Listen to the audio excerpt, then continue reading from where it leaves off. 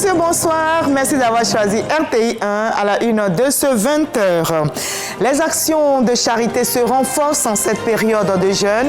La première dame Dominique Ouattara offre des vivres à la communauté musulmane, un geste qui vise à soutenir les guides religieux et les familles musulmanes pendant le Ramadan. Coût total de ces dons, 130 millions de francs CFA. Le projet d'appui au renforcement de l'administration électronique vient d'être lancé. L'objectif est de faire de l'intelligence artificielle l'un des piliers du développement. Le Premier ministre Robert Begré-Mambé a présidé la cérémonie ce jeudi. La Côte d'Ivoire veut se positionner comme le leader en matière de gouvernance numérique. Et nous ferons un petit voyage touristique à Yamoussoukro pour voir ce que devient la vingtaine de lacs tant visités. La ville au Caïman fait face à une situation déplorable. Les lacs subissent des agressions dues à la pollution, mais que fait le CIAPOL, le Centre ivoirien anti-pollution, pour restaurer ces sites et leur donner leur éclat? Oui, au cessez-le-feu, mais à des conditions. Le président russe Vladimir Poutine sort de son silence après la proposition américaine d'un accord de cessez-le-feu de 30 jours. Le chef du Kremlin déclare que son pays est prêt à arrêter les combats avec l'Ukraine, mais à condition que cela conduise vers une paix durable. Soyez les bienvenus sur RTI 1. La solidarité se solidifie dans notre pays en ce moment de jeûne. La première dame Dominique Ouattara vient d'offrir justement des vivres à la communauté musulmane. Ce geste, qui est désormais une tradition, vise à soutenir les guides religieux et les familles musulmanes. Le coût total du don est estimé à 130 millions de francs CFA. Mama Traoré. La première dame de Côte d'Ivoire remet aux guides religieux musulmans un échantillon de ce qui va contribuer à soulager des milliers de familles en ce mois de jeûne, le Ramadan. 3000 sacs de riz, 2000 de sucre, des cartons d'huile, de lait ou encore des pâtes alimentaires. Ce geste de cœur que nous recevons aujourd'hui est encore une fois une marque éloquente de votre inlassable dévouement à la cause des plus démunis et votre profond respect pour les valeurs de notre foi. En islam, la solidarité et le partage sont des principes fondamentaux et votre action incarne parfaitement ces nobles idéaux. 130 millions de francs CFA, c'est la valeur de cette donation qui intervient au 13e jour du Ramadan, une action que félicitent les membres du gouvernement en charge des questions de culte et de solidarité. Madame la Première Dame, votre époux et vous faites de la Côte d'Ivoire un pays solidaire, un pays du vivre ensemble, un pays où il fait bon vivre. Oui, le président de la République a tracé les sillons d'une Côte d'Ivoire solidaire que nous nous attelons de traduire au quotidien en actes pour faire de notre beau pays un havre de cohésion et de solidarité vraie. Excellence Madame la Première Dame, vous êtes une source d'inspiration. Vous êtes un modèle du vivre ensemble. La période de jeûne s'accompagne d'une dimension particulière. Elle coïncide avec le carême chrétien. C'est aussi une période de double prière, de communion, de solidarité pour la paix, pour la fraternité et pour la cohésion dans notre chère Côte d'Ivoire. Par ce geste devenu une tradition à chaque mois de Ramadan, la Première Dame réitère son engagement à soutenir la cause des plus faibles. Le mois de Ramadan est un mois privilégié de sacrifices et de prières qui, chaque année, donne à la communauté musulmane l'occasion de manifester de la générosité, de la solidarité et de l'entraide envers les plus démunis. C'est dans ce même esprit de partage que nous nous réunissons aujourd'hui pour apporter tous nos soutiens à nos frères et sœurs musulmans, mais aussi et surtout aux familles qui en ont le plus besoin. Cette cérémonie de remise de dons incarne les valeurs d'entraide et de compassion qui nous unissent en cette période de l'année et renforcent nos liens sociaux. Les vivres offerts par l'épouse du chef de l'État sont destinés aux mosquées, aux associations et aux communautés religieuses entité chargée de les redistribuer aux familles vulnérables. Et l'ambassadeur du Royaume d'Arabie Saoudite est également solidaire de la communauté musulmane en Côte d'Ivoire. Le diplomate a offert aujourd'hui même, au nom des autorités saoudiennes, 50 tonnes de dattes de qualité au gouvernement ivoirien, un geste symbolique qui accentue les relations d'amitié et de coopération entre les deux pays. Paga se reconnaît de Madonji. C'est dans les locaux de l'ambassade du Royaume d'Arabie Saoudite à Cocody que Saad bin Bekete Al-Khatami, ambassadeur du Royaume d'Arabie Saoudite près la République de Côte d'Ivoire, a reçu la ministre de la Cohésion nationale, de la Solidarité et de la lutte contre la pauvreté.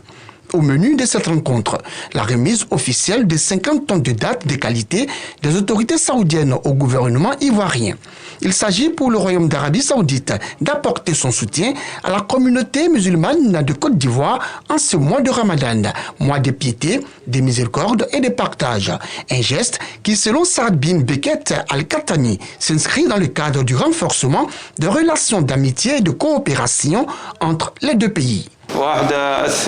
Ces dons représentent une petite partie de la coopération qui existe, qui continue entre le Royaume et la Côte d'Ivoire. Je remercie Madame la ministre pour le soutien qu'elle accorde aux œuvres de l'ambassade en Côte d'Ivoire ici. Ce geste de solidarité et de fraternité fort apprécié par la ministre Miss Belmondo. Nous savons que les dates ont une importance capitale pour tout musulman qui jeûne.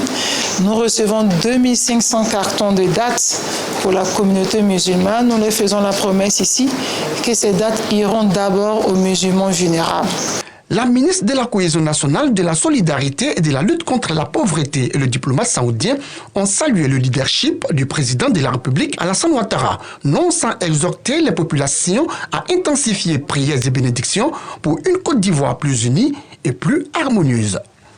Voilà, et c'est dans ce contexte de jeûne, de prières intenses que la Côte d'Ivoire veut faire du numérique l'un des piliers du développement. Le projet d'appui au renforcement de l'administration électronique se positionne d'ailleurs. Le Premier ministre Robert Begré-Mambé a présidé la cérémonie de lancement et le pays s'intègre ainsi au rang des nations qui ont pour ambition de faire de l'intelligence artificielle un levier de développement. Franck Quadio, Adam Kéré. La stratégie nationale de l'intelligence artificielle et de la gouvernance des données présentée au Premier ministre Robert Begré-Mambé, de même le projet d'appui au renforcement de l'administration électronique. Double cérémonie en présence d'un parterre de personnalités gouvernementales, des institutions et du secteur privé. La Côte d'Ivoire s'inscrit ainsi dans le giron des pays priorisant le numérique et par extension l'intelligence artificielle comme accélérateur de développement. La stratégie nationale de l'intelligence artificielle et la stratégie nationale de la gouvernance des données visent à garantir une exploitation efficace et responsable des données et des technologies d'intelligence artificielle au service du développement inclusif. Dans cette dynamique, nous profitons également pour lancer officiellement le PARAE.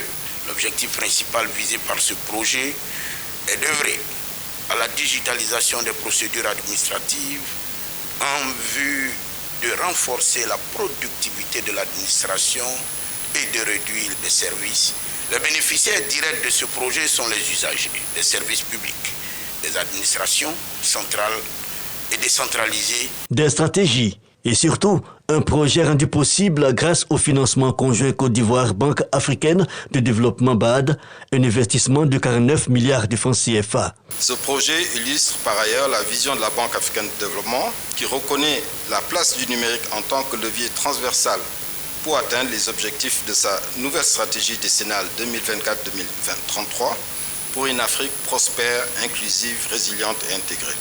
Pour le chef du gouvernement haut patron, la symbolique est celle du positionnement du pays en faveur d'une administration connectée.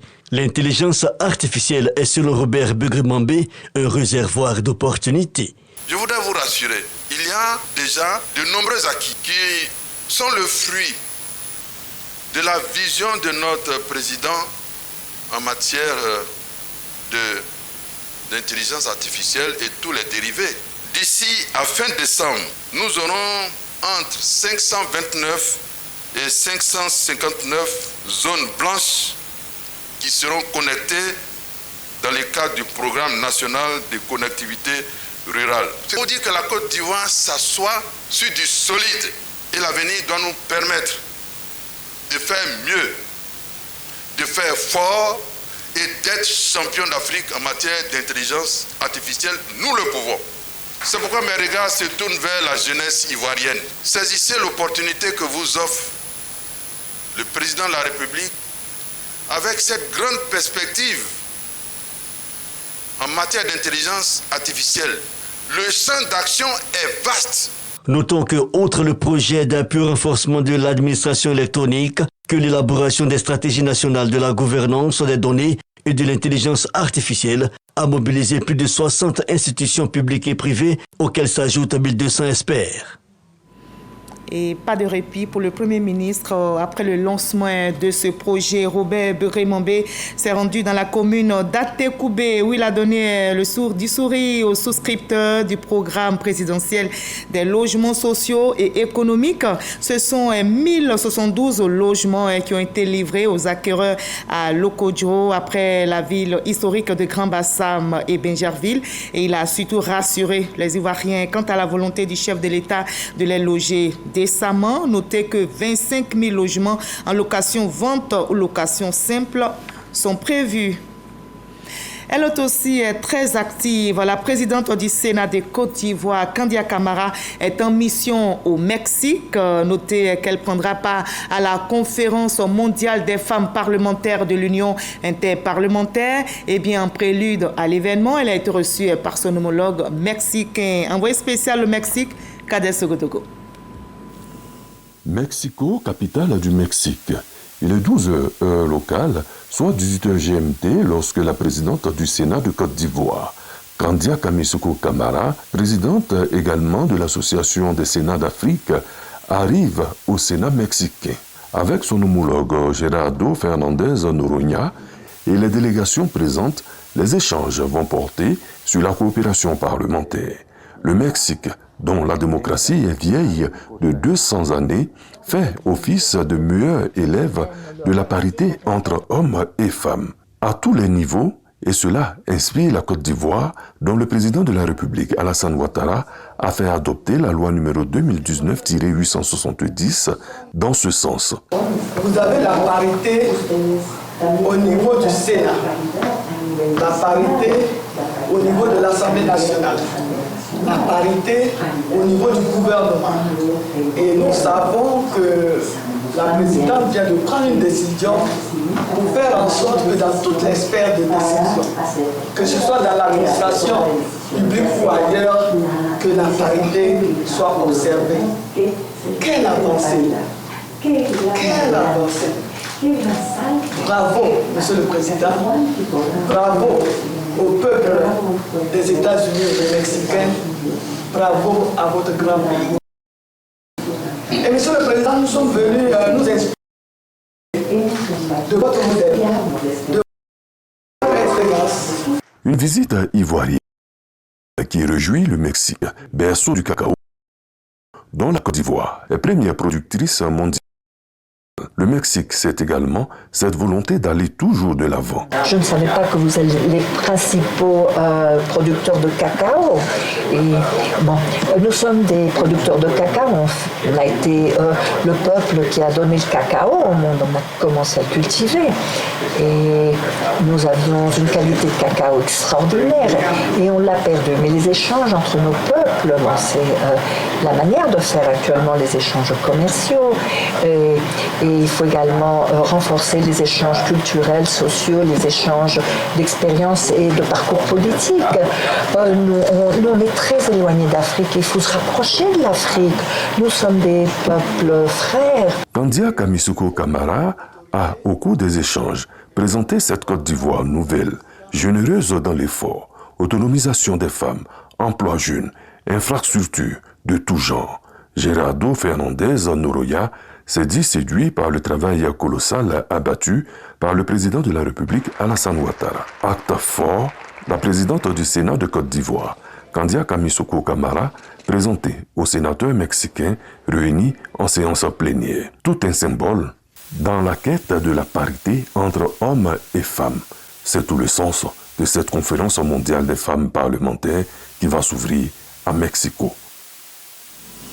Voilà, et un peu plus loin aux États-Unis, à Houston, capitale mondiale de l'énergie, cette ville accueille la 43e édition du CERAWeek, le rendez-vous annuel incontournable des décideurs et leaders du secteur énergétique. Eh bien, la voix de la Côte d'Ivoire est portée par le ministre des Mines, du Pétrole et de l'Énergie qui multiplie, vous allez le voir, les rencontres stratégiques afin d'attirer de nouveaux partenaires et investisseurs. Le reportage de nos envoyés spéciaux, Jean-Luc Bambo, Dramé Lamine. Houston, Texas. La métropole de l'énergie accueille comme chaque année le CERAWeek, grand rendez-vous des décideurs et investisseurs du secteur pétrolier et énergétique mondial. La Côte d'Ivoire, représentée par son ministre des Mines, du Pétrole et de l'Énergie, a multiplié les rencontres stratégiques, des séances de travail de haut niveau en marge du forum, avec des majors du secteur. Les résultats sont concrets. Après son départ de la Côte d'Ivoire en 2021, la British Petroleum BP fait de notre pays l'une de ses priorités pour son retour en Afrique, séduite par un cadre réglementaire plus attractif. Le Brésilien Petrobras a acté sa décision d'investir en Côte d'Ivoire avec possible 4 blocs pétroliers, tout comme l'américaine Valco. Vitol, déjà présente sur la chaîne du négoce, veut s'engager dans l'exploration. La Côte d'Ivoire est un pays qui a connu beaucoup de succès dans le domaine des industries extractives et Vitol est déjà un investisseur dans le pays. Et Vitol reste proche de la Côte d'Ivoire pour pouvoir continuer ses investissements dans le pays. Cette réunion, c'est pour voir comment on pourrait avoir une coopération entre le Brésil et la Côte d'Ivoire, Petrobras et Petrosi. Et en fait, comme on a des similarités géologiques au niveau de l'Atlantique, donc comment est-ce que le Brésil pourrait apporter son expertise ou Petrobras pourrait apporter son expertise du deepwater à la Côte d'Ivoire. La montée en puissance de la Côte d'Ivoire dans l'industrie pétrolière mondiale s'est confirmée par la participation du ministre au Forum économique et énergétique africain, une réunion ministérielle réunissant les principaux pays producteurs du continent où la Côte d'Ivoire s'est illustrée en tant que le seul pays francophone au sud du Sahara, présent parmi les participants. Une occasion pour le ministre de solliciter l'appui des États-Unis dans son ambition pétrolière. L'environnement des affaires à Abidjan est déjà encourageant et que l'on peut continuer dans ce sens. En tant que ministre, il peut encourager quelques entreprises américaines à venir en Côte d'Ivoire, il le fera. Des engagements concrets, une visibilité accrue et des perspectives prometteuses. Le CERAWeek 2025 aura été une véritable vitrine pour la Côte d'Ivoire qui entend bien jouer un rôle de premier plan dans le paysage énergétique africain et mondial. Voilà, et sur place ici en Côte d'Ivoire, on promeut la bonne gouvernance dans l'administration. L'inspecteur général d'État, Théophile Awandoli, lance officiellement les activités de toutes les structures de contrôle de l'ordre administratif. Et bien cette année, les différents organes de contrôle vont renforcer leur collaboration pour plus d'efficacité dans les missions d'inspection et d'audit. Alexis Ouedraogo. Les structures de contrôle de l'ordre administratif ivoirien lancent leur exercice 2025. Ce jeudi, à l'auditorium de la primature au plateau, l'inspecteur général d'État, Théophile Awandoli, salue les performances enregistrées en 2024 et exhorte à plus de rigueur et de professionnalisme. Je me permettais chaque fois de dire au président de la République qu'il faut qu'on multiplie les contrôles, pour que les gens soient habitués au contrôle.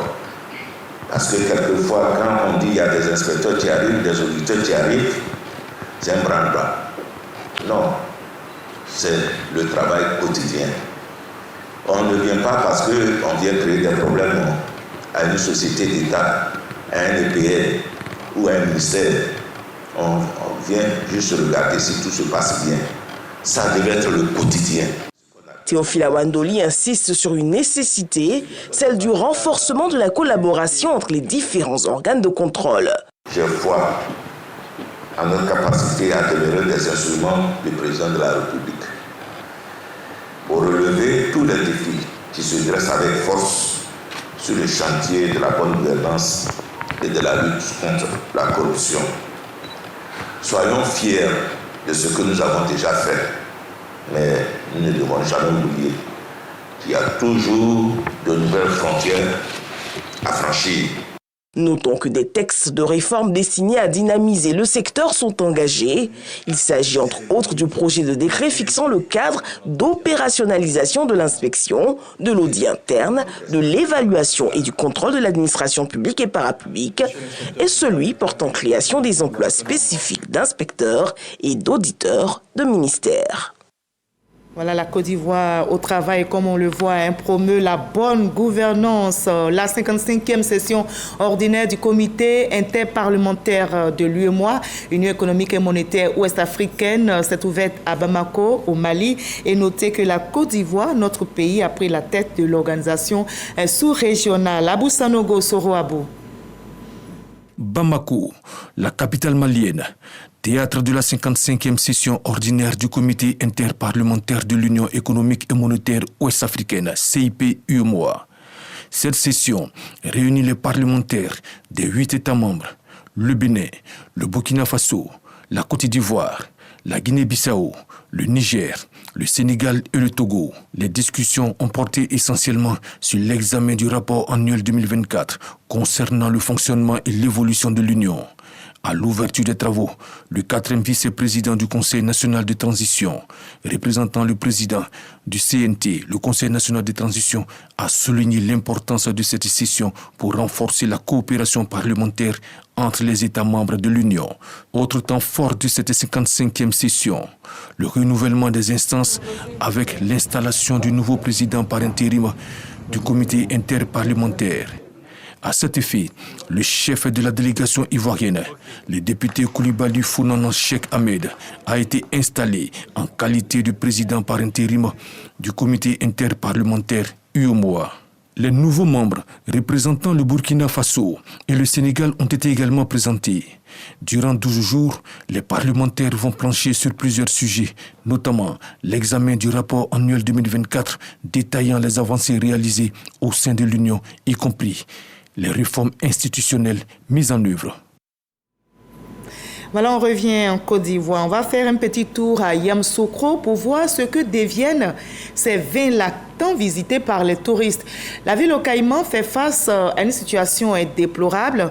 Les lacs qui font notamment sa beauté subissent hélas des agressions dues à la pollution. Mais que fait donc le CIAPOL, le Centre ivoirien anti-pollution, pour restaurer ces sites? Quelles sont les initiatives menées pour réhabiliter ces lacs et leur donner leur éclat d'antan? Question-réponse avec Grace Kondo et Fodo Célestin. Dans la ville de Yamoussoukro, une vingtaine de lacs qui constituent des lieux à la fois touristiques, écologiques et sanitaires. Aujourd'hui, ces lacs subissent sans cesse des agressions dues aux pollutions de tous ordres. Ils sont envahis par des végétaux aquatiques, des déchets solides et liquides. Il y a les maraîchers qui sont installés aux abords de ces lacs-là, qui enrichissent les plans d'eau en nutriments. Ils utilisent des produits chimiques, des intrants qui rentrent dans la composition des maraîchers et ces produits-là contaminent les plans d'eau. Il y a aussi les eaux usées qui sont déversées directement dans les lacs, qui ne sont pas d'abord épurées. Les ménages connectent directement les toilettes au système d'assainissement qui est en place. Donc ce qui crée une pollution au niveau des lacs. Donc il faut que chacun fasse ses fosses septiques pour éviter de polluer justement les lacs que nous traitons au quotidien. Ces bouviers et maraîchers installés à la périphérie de ces cours d'eau reconnaissent les faits. On ne peut pas faire du maraîcher sans l'eau. On s'approvisionne dans le lac pour pouvoir arroser les plantes. Si on pouvait avoir au moins un forage comme ça, pour ne pas qu'on puisse de l'eau dans le lac, ça va nous permettre d'éviter de contact avec le lac. C'est les moyens qui nous manquent. Parce qu'actuellement, avec la sécheresse, là, avec les changements climatiques, l'eau commence à diminuer dans les barrages. Donc ça nous fatigue beaucoup. Les baies s'approvisionnent à l'eau. À ces préoccupations, les autorités communales comptent apporter des réponses durables. L'abattoir de Yamoussoukro est en construction au niveau du village d'Aposicro avec un parc à bétail. D'ici 6 mois, les travaux seront terminés. Nous pourrons délocaliser tout ce bétail qui pollue le lac numéro 6 parce qu'il y a des enclos qui sont prévus au niveau de l'abattoir d'Aposicro. Nous avons déjà mécanisé l'entretien des lacs, ce qui permet d'avoir un entretien et une rotation beaucoup plus rapide que par le passé. Au regard des fonctions multiples des lacs de Yamoussoukro, en termes d'écotourisme pour la ville, ce responsable d'un complexe hôtelier en bordure d'un lac y a fait des aménagements pour en tirer une plus-value. J'ai créé cette petite passerelle-là, l'eau est en bas, et puis j'ai fait venir un petit bateau de l'Allemagne. Le bateau venait accoster ici, des gens montaient pour faire donc le tour. Voilà comment est-ce que la plateforme a été transformée en cascade. Une initiative qui séduit les visiteurs. C'est une très belle initiative.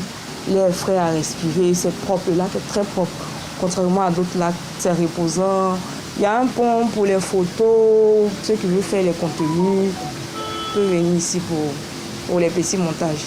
Un lac qui est vraiment très bien entretenu. C'est très paisible, reposant. Après une journée de travail, tu viens, ça te dégage un peu l'esprit. Dans la même dynamique, un projet de réhabilitation des lacs de Yamoussoukro avait été lancé à l'initiative du ministère de l'Environnement, du Développement durable et de la Transition écologique. Projet exécuté par le SIAPOL. Pendant près de 3 ans, le SIAPOL, sur le terrain, assisté par l'État de Côte d'Ivoire, a pu enlever tous ces végétaux, laver de la canne. Le lac était propre. C'est une activité qui a été menée pour pouvoir débarrasser les lacs de Yamoussoukro de ces végétaux aquatiques. Il faut maintenir la tendance jusqu'à ce qu'on assiste à un traitement de ces eaux moins riches donc en nutriments pour pouvoir diminuer un peu l'implosion, l'invasion par les végétaux aquatiques. Il faut encore plus d'efforts en créant la brigade de sécurité, voilà, pour que vraiment l'hygiène soit de mise, puisque c'est un beau patrimoine que le premier président nous a laissé. Afin d'offrir un visage reluisant au lac de Yamoussoukro, une synergie d'action s'impose. Si nous voulons que ces lacs-là deviennent vraiment des ressources d'eau pour la ville de Yamoussoukro, ça passe par une grande sensibilisation et une responsabilité de tous les acteurs. Nous en discutions pour que nous puissions mettre en place un plan de gestion intégré avec la participation de tous les acteurs dans la sauvegarde de tous ces lacs de Yamoussoukro. Il y a un plan de gestion intégré que nous sommes en train de rédiger avec toutes les parties prenantes pour situer les responsabilités des uns et des autres. Il en est de même aussi de tous les cours d'eau de Côte d'Ivoire. Les problèmes que subissent les lacs de Yamoussoukro sont également vécus par la baie lagunaire. La pollution des lacs de Yamoussoukro et de la baie lagunaire a atteint sa cote d'alerte.